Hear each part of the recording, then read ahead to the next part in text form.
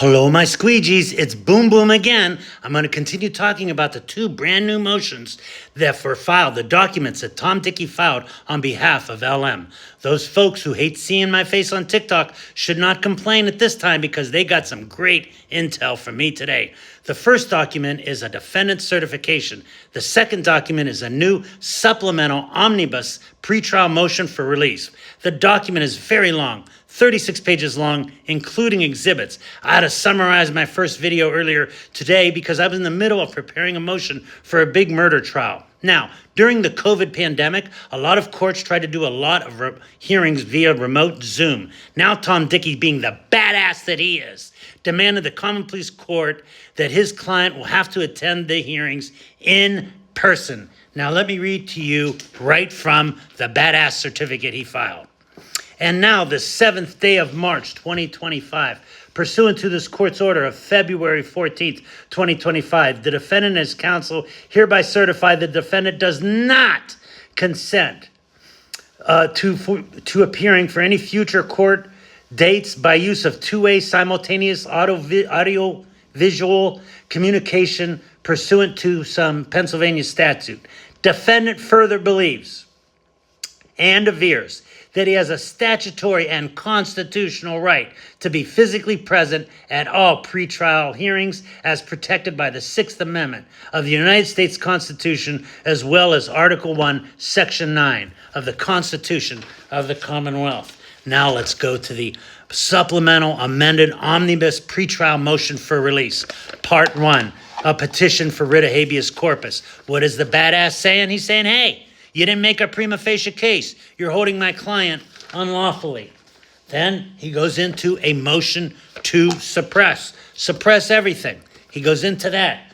Then he goes into another motion to suppress. The warrantless search of the backpack, bag, envelope, containers, computer chips, and other property purportedly belonging to and or to be in the possession of the defendant.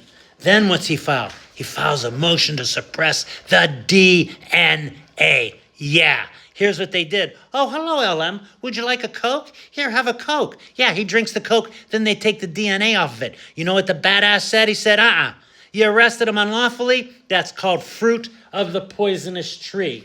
Then he goes through a number of motions to quash everything, saying, look, you're holding my client unlawfully, you didn't make a prima facie case, and therefore all of the charges in Pennsylvania should be dismissed. And then right here, this is a motion to suppress the search warrant. There are two search warrants issued here in Pennsylvania. Yeah, bet you didn't know that. One is 12/10 of 2024, 12:17 p.m. Now, I'll tell you all about prima facie another time.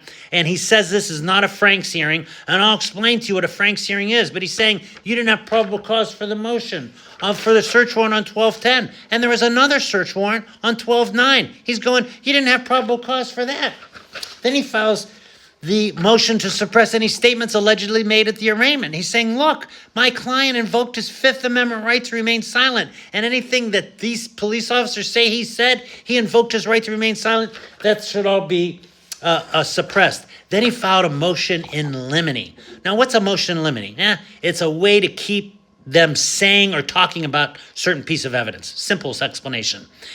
And he's saying this motion in limine, that the members of the Altoona Police Department improperly and without justification labeled these writings and or notebooks as manifestos. And he's saying that's their wording. That's not LM's wording.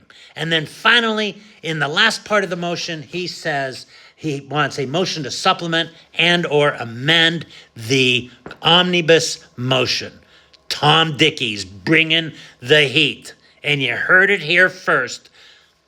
Boomer out.